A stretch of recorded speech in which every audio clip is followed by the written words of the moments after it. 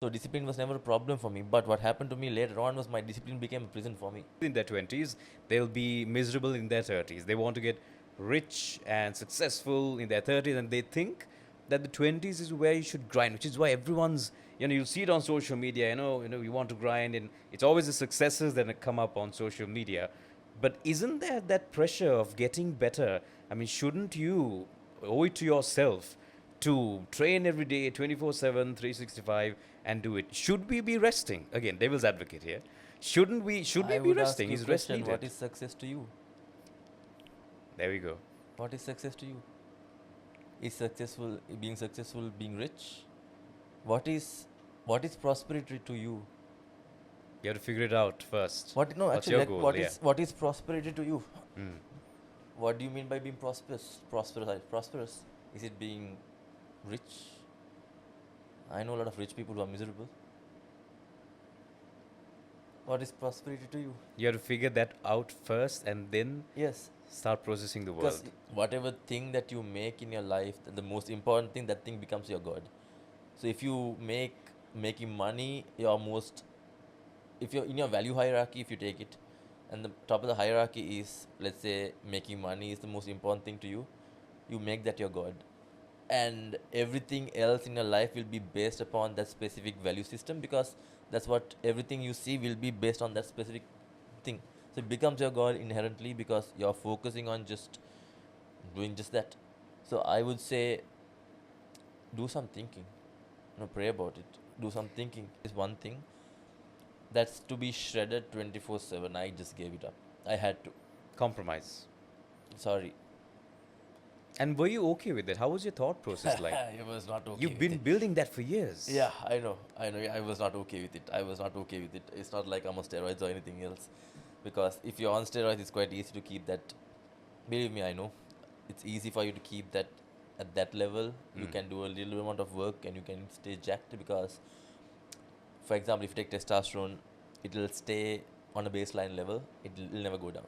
You can keep taking it, it'll never go down. Your metabolism is very high. Whatever you eat is absorbed into muscle like that. So I don't do that. Right. So there is a sacrifice if There you is a want sacrifice. something So I else. gave that up. I gave that up long time ago. And when it came to this specific point in my life, I was like, no, I have to give that up. I'm strong as heck. Thank God for that. I'm strong. Like when I gave, like looking jacked all the time, and I actually focused on actual regimented training structure, focusing on strength, focusing on three main lifts, and getting stronger in that, my strength has gone up in a very big way, right, naturally. And when it came to when it came to that compromise, I said, I made a choice. I was like, you know what, it's okay.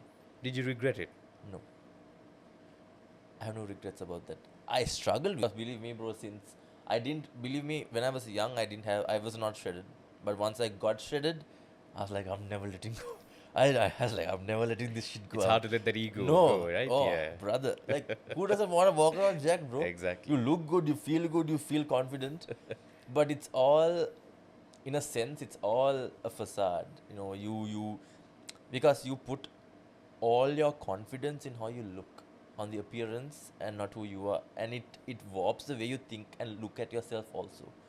Did it humble you going from letting go of that ego of being shredded For sure. to being healthy and being genuine to yourself? Yes. How did it humble you? It first of all set me free. It set me free from my own standards and from the standards of the world. Sometimes you might even say the world, people are not expecting to see you jacked all the time, but in your head you're like, no, no, no, I'm jacked all the time. I have to be jacked, otherwise people won't like recognize me for who I am. And this is something a lot of other people Oh, might for be struggling sure. with, right? They The might not talk standards of about social it, bro. media. Like they might not talk about it, but like it's true. Yeah. It goes in your head all the time. You're like, I have like, if you're jacked, you walk into a room, like the confidence, you'll know for the first time, like in your head, you'll know the moment you walk in there, you're like, the reason you have confidence is because I'm jacked, not because of anything else. Like not because of your personality, your character, who you are, how you carry yourself. No, it's literally because of the fact that you're jacked, and that's really bad. And How did it change? What is it now? When you walk into a room, how do you feel? when I walk into a room now, it was very hard when I started going to church because Okay. people knew me because of Carnage, and they're like Carnage boy, Carnage boy, and I thank you to Joe. I love you. I really love him. He's like my brother. Shout out to him. Shout out to Joe. I love him. But it was hard. It was hard because I realized I was so insecure. I was so insecure. And that's why I had to look towards Jack.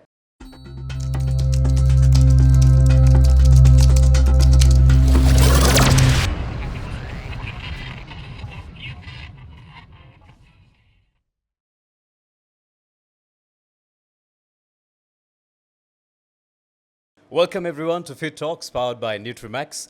We're here not bringing stories to life of athletes. It's not just that, but we're also making sure that we break myths and give you facts and figures on how to not just get started, but also to keep going in the fitness industry. Today we have Dianaka Dharmapala, who is a professional trainer, a former professional swimmer, and now a model for major brands here in Sri Lanka. Dianaka, welcome. Thank you. How are you doing? How are you doing? I'm I'm doing good. very well. How is today like? How is it's a Sunday, Good. but how are you It was doing? good. It's good. Actually, I went to church. It was very nice. I always enjoy going to church on Sundays. I always look forward to it.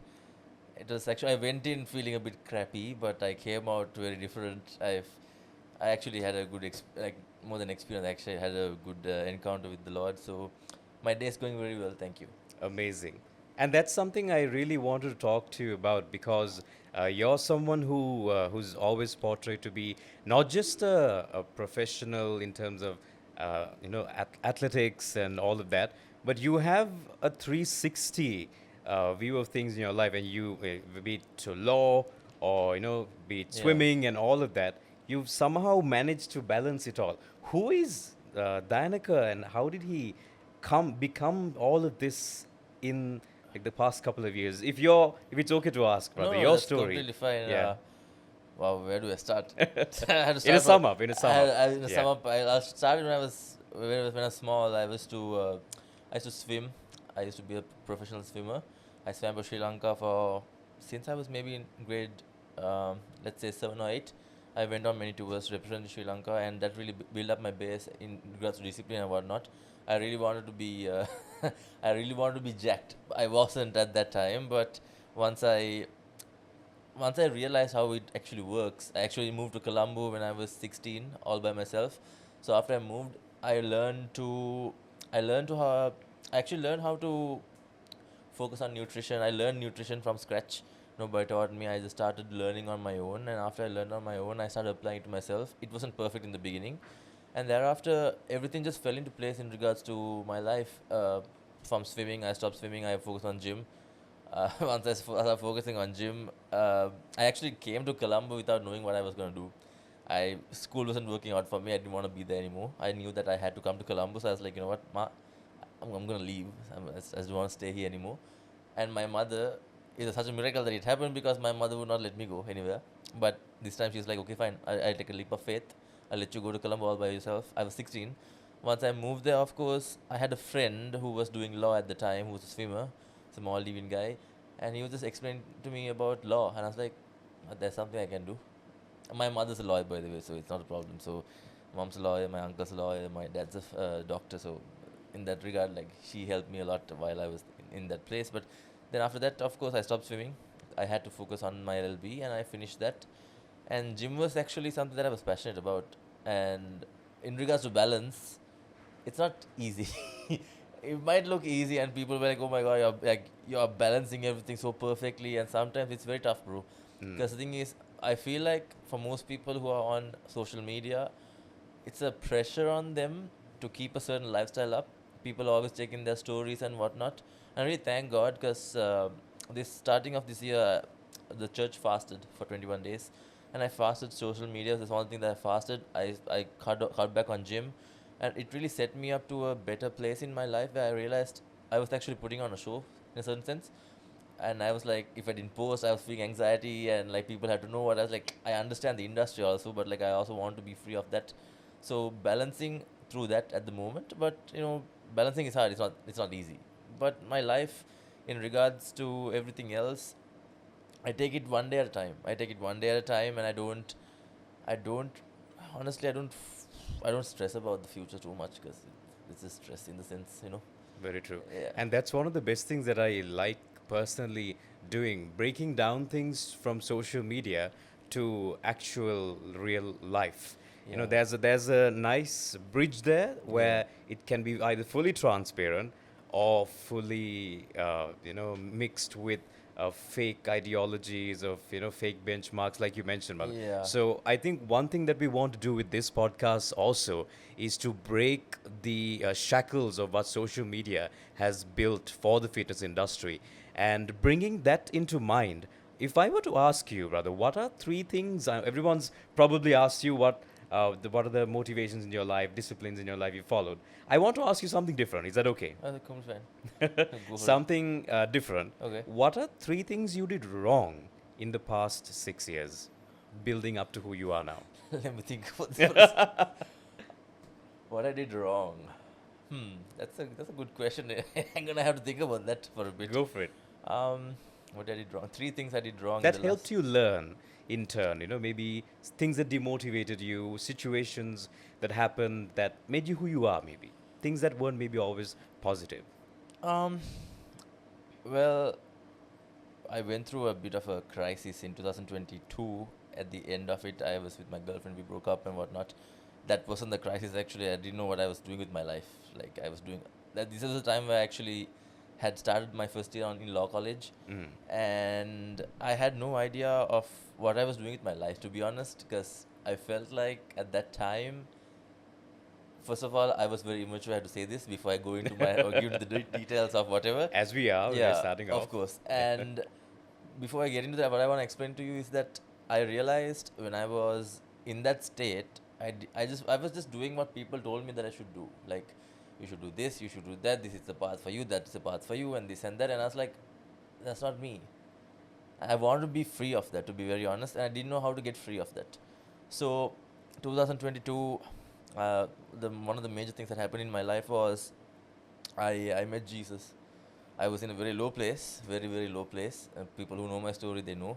I was ready to just end it, to be very honest. And I had an encounter, and that shifted my entire life, like patas. And he set me up for the rest of my life. That was the most pivotal. I would say the pivotal month, 2 months of my life where that encounter happened. I completely shifted. I changed. I was a new person, and after that, I had to learn. I had to unlearn a lot of things that I thought that was right in my life, and God really taught me that there are so many things in my life that I thought was right, but I was actually very wrong. So it is still a process of just renewing how I look at things, how I see things, and there was a lot of pride in me that I didn't want to really accept. I was so arrogant and stubborn. I wanted to do it my way, and I had to learn so much over the course of the last 2.5, actually 1.5 years. It wasn't too long ago that I came and met the Lord, but it was such a journey. Still on that journey, but I used to be so anxious all the time, dude. Like one of the things, Mm. I'll actually explain this to you. Three things I did wrong, you asked me, right? One thing I would say, up until that moment before I met Jesus, all my life I have been pushed forward because of my fears. Let's say, so a fear was pushing me. There was no goal. Like there were goals, but see, say I'm here, and something is pushing me towards it. Mm. Whereas it's very different with the Lord because He's pulling me towards something greater rather than a fear pushing me. I had to unlearn something. I told him one day, I was like, I'm so afraid that I'm afraid to give up my fear because I'm afraid if I don't have fear, I won't have any humility. And that's such a lie. And I unlearned a lot of things about, like, these are foundational things in my life that has set me up to who I am today. I'm still learning. I'm still in a season where I'm still continue to grow. But that really changed my perspective where I stopped being afraid of what might go wrong. And he changed my mind to see, okay, stop with the what ifs. All the what ifs are all like, they're all lies. That's not real. You're just keep completely thinking, overthinking. So one thing that I did wrong was I completely allowed fear to just push me towards whatever direction that I was heading in. So the thing was, the one of the things that for example, I'll say this: if you fear something so much so, you're gonna end up going to that place of fear rather than avoid True. it, because you're constantly focusing on that and trying to avoid it. Whereas at the end of the day, you're gonna fall into that pit anyway, because you're so focused on that pit and not falling into that pit. There were times where fear helps you in a certain sense to be cautious, to be disciplined in a certain sense, but that's completely different right now. That's one of the things that is. And one of the things I did wrong was I gave up on my. There was a season in 2023 where I gave up, literally gave up on my discipline. I just completely went. I was like, I'm done. Like it's just so tiring. I was like, this is tiring. I'm like, discipline. People say discipline is easy, but when you are not motivated, discipline is not easy, because sometimes you don't have motivation 24/7. Obviously not. You're not gonna have it. So the discipline keeps you going. But there came a time where I was like, you know what? No, I was so disciplined in a certain sense. Like, oh, I eat this, I did like every day, morning, evening, gym, whatever, yada yada yada. But I was like, at one point, I was like, I'm just tired. I need a break. I'm just so tired. Like, there was so many things that changed in me. It was like, first of all, the question came to me like, why are you doing this in the first place? It was a complete reintroduction to the things that I have been doing, and renewing the thought process behind why the things that I was doing, bro. It's completely a restructuring of that the things that I was doing.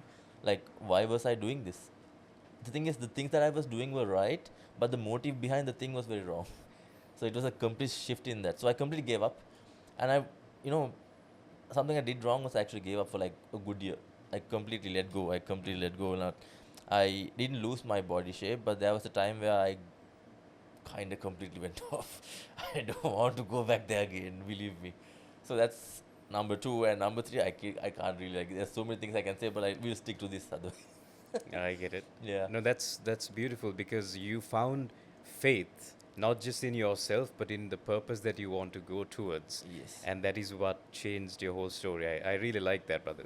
Because and a small story that I remembered was when you mentioned that I remember this story where a woman or a man was driving a vehicle and they were told to not hit the lamppost Right. and drive, but 9 out of 10 times each person hit the lamppost because they were told to focus Focus on the on lamp. not hitting it.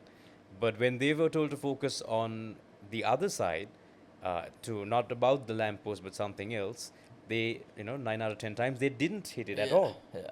So if you tell a person to keep calm, they'll keep calm. But if you say don't panic, panic Yeah. is what gets into their mind. So just like that, what you focus on Yeah. is what It's very keeps important. Yeah. compounding, right? Yeah. And you focused on your faith, you found it, and Yeah. that kind of got you Oh yeah. going, Oh right? yeah. So that's the best part. That's I. That is actually like my life right now. But I have a question. Tell me. Then now, when you said you faith found you newly, but how did that? Because when you find new purpose, things just start changing all of a sudden. So did the shift from swimming to fitness and law, all of that happen after this? No, or Not when? really. No, actually, I How did was that happen? I very swimming. curious. Swimming. I stopped in 2018. That was such Okay. a long time ago. 2018, 19, 19. I think 18. 2018. I stopped Mm. it because uh, once you something that I would like to tell people is that once come to know Christ, you'll know that you were never alone in a sense. That He has always been guiding you throughout your life, even though you don't see it in that moment, right? But after you receive the gift of faith, you see through a different lens.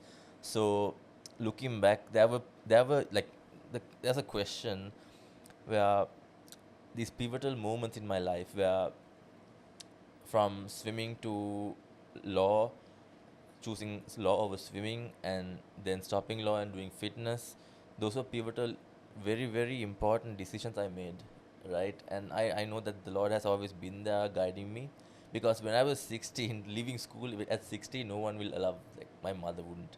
She's a single parent, so, single parents are quite overprotective.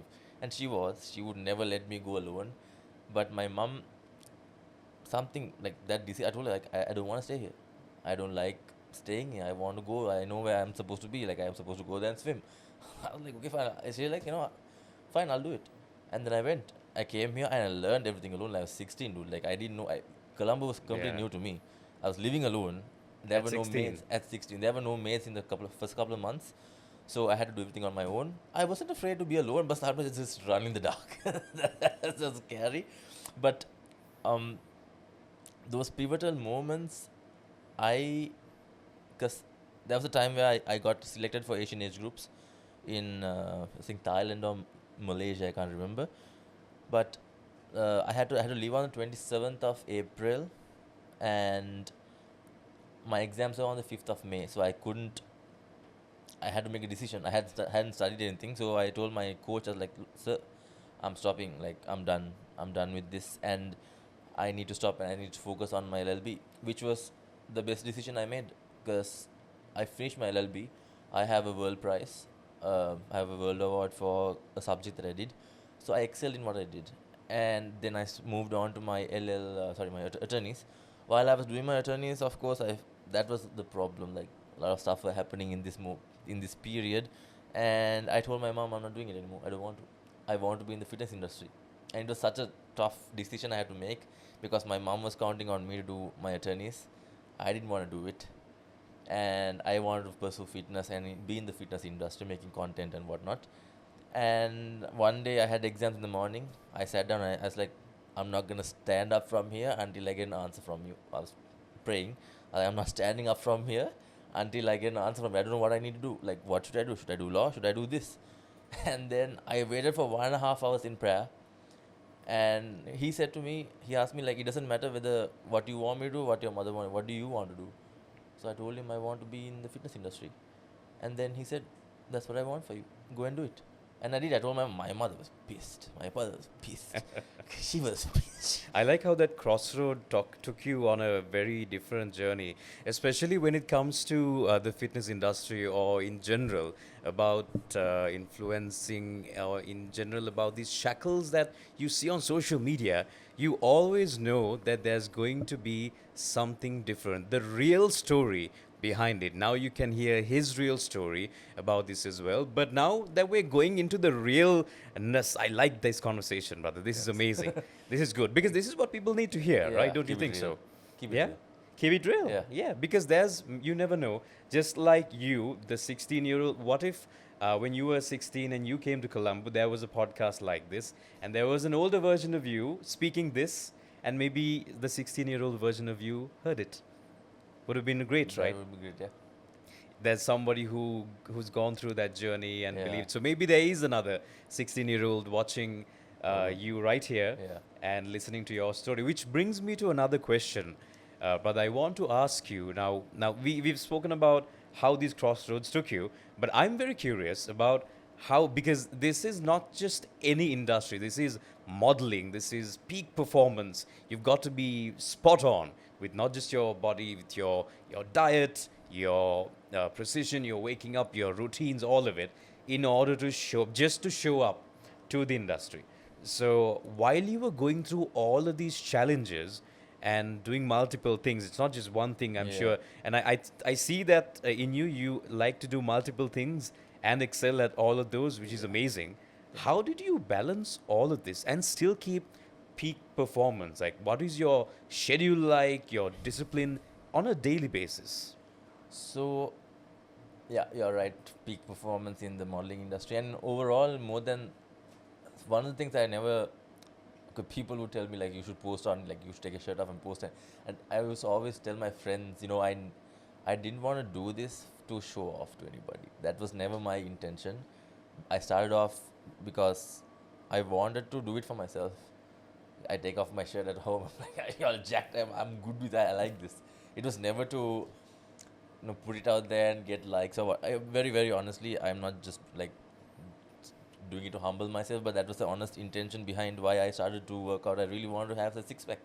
This was when I was maybe in school. I was like, I want to have a six pack. Mm. And I did everything I knew under the earth doing research when I was in school, and I never got anywhere. I never got anywhere because I didn't know how to eat right. I didn't know how to train properly, and how I was training was just, I don't want to even talk about it, but it was not right. You learn, right? It's a process of learning. So something that happened was, I started going to the gym because my mother went to the gym. She would work out, and I would just look at her, and I was like, you know what, I can do this. And what actually set me up for the rest of my life was looking at my mom, she's still like, she's like 55 this year. She still Wow. works out to this day, and she doesn't look 55. She looks like she's 35. Wow. I'm not even kidding, dude. She looks 35. So We have a very bad history of medical issues and whatnot. Thank God she has none of those.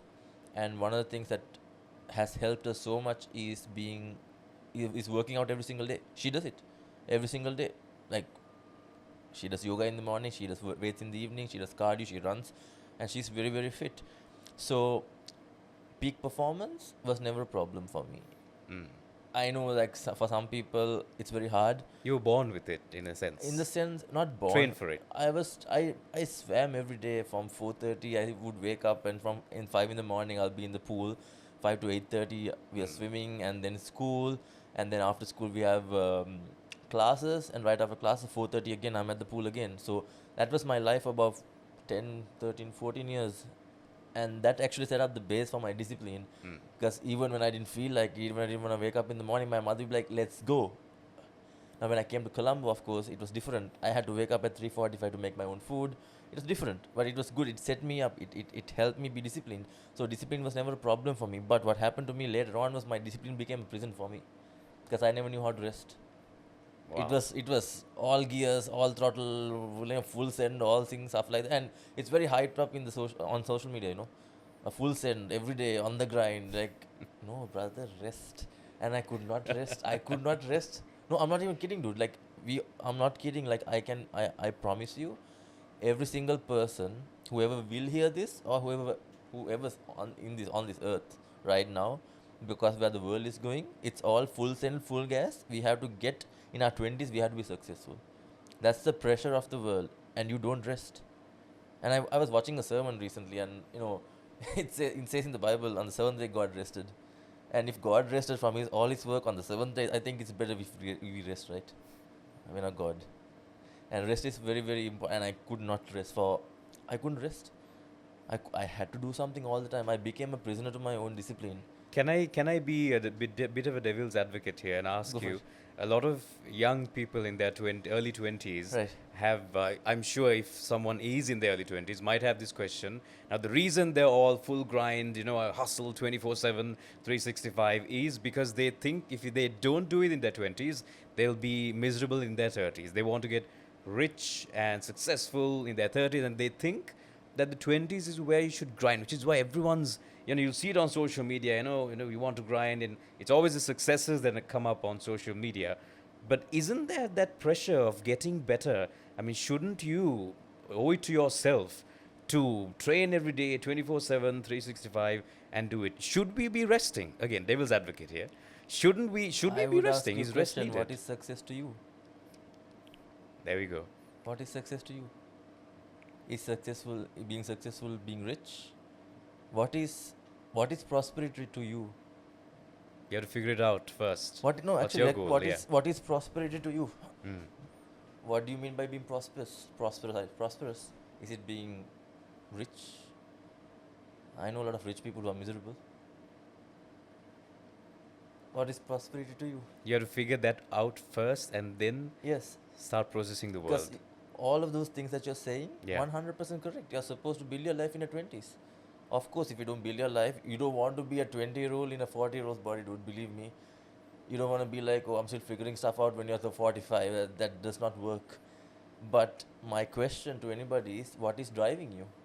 Is it fear driving you to become so wealthy? Wealth is not bad. Wealth is not bad. No one says don't be wealthy. It's just that my question is, what is driving you? What is prosperity to you? What does success look like to you? Is success only money? Is success only money to you? They should ask themselves that question. Is Yeah. that what you're saying, Mel? What about the condition of your soul? Mm. Being wealthy, okay, this world has its definition of being successful is just being rich. It says money can solve all your problems. And I bet you anybody who has a lot of money, yes, they are free in the sense of financial freedom, and I'm not saying it's important, but I would say people who are that rich also most of the time they're quite miserable in their soul, because they don't know they can't, that thing in their heart that they're just trying to look, they want to get rid of, they can't, because they know deep down, no matter how successful you are, you can't get that satisfaction, that type of healing from having a lot of money. And I'm not saying don't make money. It's not what I'm saying. I'm not saying be poor and don't grind. Yes, you need to understand what balance is, and you need to, in your 20s, I would say, yes, grind 20, not 24/7, I would 24/6. Take a rest day, man. Like, really enjoy your rest day, Mm. enjoy your life, but also don't give up. Take the Sundays off, go to church, Yeah, go to church, take a Sunday off, take a day chill out with of the gym, friends. Yeah. hang out with your friends, go for a movie by yourself, like, there's so much more to life than the grind, you know. And I really like this guy, Jordan Peterson. He's one of the people that I used to listen to quite a lot. I kind of stepped away after reading the word, but one of the things that he said, that whatever thing that you make in your life, the most important thing, that thing becomes your god. So if you making money your most, if you're in your value hierarchy, if you take it, and the top of the hierarchy is, let's say, making money is the most important thing to you, you make that your god, and everything else in your life will be based upon that specific value system, because that's what everything you see will be based on, that specific thing. So it becomes your god inherently, because you're focusing on just doing just that. So I would say, do some thinking, pray about it, do some thinking. That's beautiful. But I want to take that a bit forward, brother. Is Yes, that okay? no worries. Now, you said you need to find what's important for you. Now, you found that you want to pursue a career in the legal sphere Yeah. and you wanted to take that. How has that compromise? Have you had to compromise from your fitness life for when you are going to this new place that is the legal field? Because you've got to study long hours, I'm sure, cramped up with a lot of books and a lot of notes, I'm sure. But how do you deal with that? The new, I'm sure a lot of people want to try something new. Maybe they're in fitness and they want to do law, or maybe they're in law and they want to do fitness. Either way, how do you go about that transition from one thing to another, and what does that compromise look like? Because again, it's about finding what's important to Correct. you. That's right. That's How do right. you manage that? How did you manage that? Me personally, Because there might be another law student right here. for sure, for Yeah, sure. getting into fitness or other way Yeah. around. So for me personally, I prayed a lot on it. I had to pray a lot on it, because I didn't want to do anything that the Lord didn't want me to do, and where my life is going. Because I Mm. know that for me personally, I don't want to do anything that is not in the will of God for my life. So that's very, very important to me. My faith is very important to me, and whom I serve. But when the transition came, yes, you're right. I was doing a cut actually from, let's say, from October until December end. The cut went really well, but I was in the gym for at least about 6 hours, bro, like 6 7 hours in the morning, Every day. every day, in the morning, My evening, God. morning, evening cardio. And like, I know people who do like cuts and whatnot, who are athletes, who are only, like, even in the fitness industry, you yourself know that you have to do a high amount of work to keep that condition at every single day. And as a normal human being, it's not very sustainable. You can't. You're gonna wear yourself out. In your 20s, for sure, bro, you can keep going and going and going and going. But after you hit your late 20s, early 30s, 40s, you're like, no, my body hurts. You have to be smart about it. That's true. You know what I mean? Yeah. So the transition came in a sense, yes, that fast that I did at the beginning of this year really helped me realign as my value systems, as to, God showed me, like, this is what I need to do. Certain things I have to give up in regards to fitness. My diet is the same. Those things don't change, because it's food. It's not in going to the gym and spending hours in the gym. It's just making your food. It's a daily thing, which what you eat. My swimming career really helped me with that. Eating eggs, eating chicken, that's easy. Like, I eat it bland. It's not a problem for me. But no, I like some bit of taste in it. But you know what I mean, right? Yeah. But when it came to transitioning, I had to cut down all my hours, and I had to give up on this one thing. That's to be shredded 24/7. I just gave it up. I had to. Compromise. Sorry. And were you okay with it? How was your thought process like? It was not okay You've with been it. building that for years. Yeah, I know. Yeah, I was not okay with it. I was not okay with it. It's not like I'm on steroids or anything else. Because if you're on steroids, it's quite easy to keep that. Believe me, I know. It's easy for you to keep that at that level. You Mm. can do a little amount of work and you can stay jacked, because, for example, if you take testosterone, it will stay on a baseline level. It'll never go down. You can keep taking it. It'll never go down. Your metabolism is very high. Whatever you eat is absorbed into muscle like that. So I don't do that. Right. So there is a sacrifice if There you is a want sacrifice. something So else. I gave that up. I gave that up long time ago. And when it came to this specific point in my life, I was like, no, I have to give that up. I'm strong as sick. Thank God for that. I'm strong. Like when I gave, like looking jacked all the time, and I actually focused on actual regimented training structure, focusing on strength, focusing on three main lifts, and getting stronger in that. My strength has gone up in a very big way, right? Naturally, and when it came to when it came to that compromise, I said I made a choice. I was like, you know what, it's okay. Did you regret it? No, I have no regrets about that. I struggled with it, that's true, but I don't regret it. I struggled because believe me, bro, since I didn't believe me when I was young, I was not shredded, but once I got shredded, I was like, I'm never letting go. I was like, I'm never letting this shit go It's out. hard to let that ego go, No, right? oh Yeah. brother, like who doesn't want to walk around jacked, bro? Exactly. You look good, you feel confident, but it's all, in a sense, it's all a facade. You know, you because you put all your confidence in how you look, on the appearance, and not who you are, and it warps the way you think and look at yourself also. Did it humble you going from letting go of that ego of being Yes, shredded for sure. to being healthy and being genuine to yourself? Yes, How did it humble you? it first of all set me free. It set me free from my own standards and from the standards of the world. Sometimes you might even say the world, people are not expecting to see you jacked all the time, but in your head you're like, no, no, no, I'm jacked all the time. I have to be jacked, otherwise people won't like recognize me for who I am. And this is something a lot of other people Oh, might for be struggling sure. with, right? They The might not talk standards of about social it, bro. media. Like they might not talk about it, but like it's true. Yeah. It goes in your head all the time. You're like, I have like, if you're jacked, you walk into a room, you know, like the confidence you'll know for the first time, like in your head you'll know the moment you walk in there. You're like, the reason you have confidence is because I'm jacked, not because of anything else. Like not because of your personality, your character, who you are, how you carry yourself. No, it's literally because of the fact that you're jacked, and that's really bad. And How did it change? What is it now? When you walk into a room, how do you feel? when I walk into a room now, it was very hard when I started going to church, because Okay. people knew me because of Carnage, and they're like, Carnage boy, Carnage boy. And you know, I thank you to Joe. I love you. I really love him. He's like my brother. Shout out to him. Shout out to Joe. I love him. But you know, it was hard. It was hard because I realized I was so insecure. I was so insecure. And that's why I had to look so jacked.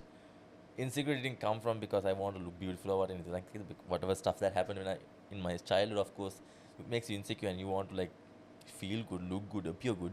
So I realized I was so insecure. So I worked with the Lord about that. It's something that I had to overcome, and I did overcome it. And believe me, like there are certain type things in my heart that I'm still insecure about, but the Lord is healing that a day at a time. And my confidence, very honestly, right now, I grew up without a father, by the way, so I didn't have a father figure. It was my mom, my sister, and me. So I didn't have a paternal role in my life. I love my mom. She acted like the dad and the mom, but that that that how do I say, that assuring father figure was not there in my life. And something that I came to understand about God is your father. God is three: the Father, Son, and the Spirit. So when you come into relationship with the Lord, you know Him as your Father. That's the prayer is our Heavenly Father. So I came to know my Lord as my Father. When I came to know Him as my Father, my confidence is that I am a child of God. I walk anywhere, I know that He's with me. That is my confidence now. So I don't have to, I'm not afraid. Everywhere I walk, everywhere I go, every function, like even walking in here to do this podcast. I was praying, I was like, you tell me what to say. And He's just telling me what to say. And that's the relationship I never had with my father. I love my father. I don't hate him. But I really hoped that he would be there, but he wasn't. But I know that God got my back. That is my confidence. I walk somewhere, I know that Jesus got me. Like I had nothing to worry about. Jesus got me. So that's my confidence, not how I look anymore.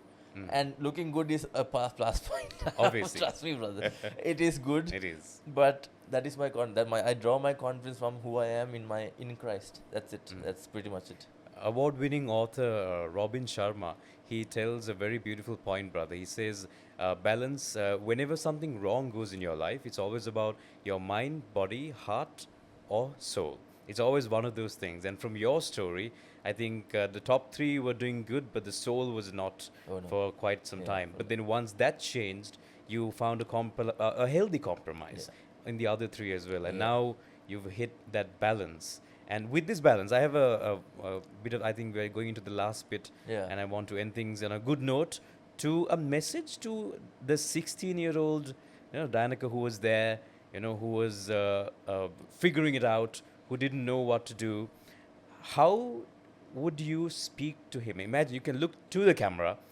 Imagine if it's as if it's your younger self, because there might be someone watching this podcast looking up to you.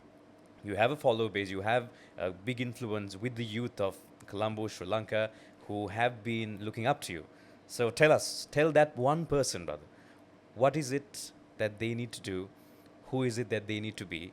And where they need to go in life?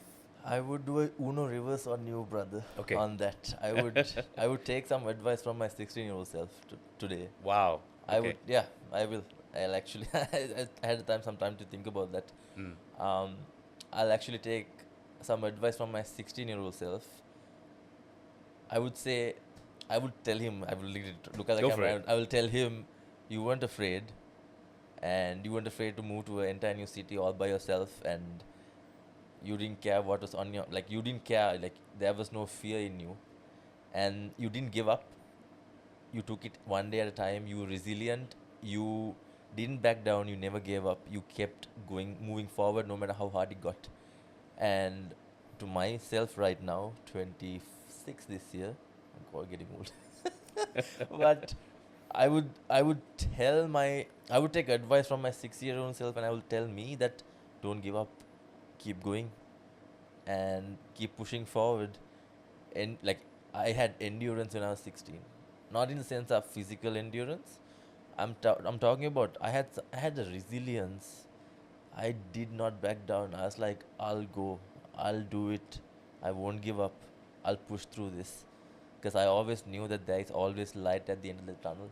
So I would tell my 26-year-old self this year, take some advice from yourself 10 years ago, and be like that kid who never gave up, who took a chance, who had faith, who didn't worry about what is going to happen next or how things can go wrong. I would say, look to that kid and be like him, not the other way around. Because that kid made good decisions. Look to that kid Yeah. and be like him. Yeah. Because we all really, really need that childhood spirit in us. Not just once in a while, but for much longer than we think. Yes, for sure. Guys, it's been amazing. This is none other than Dianaka Dharmapala who's been speaking to you.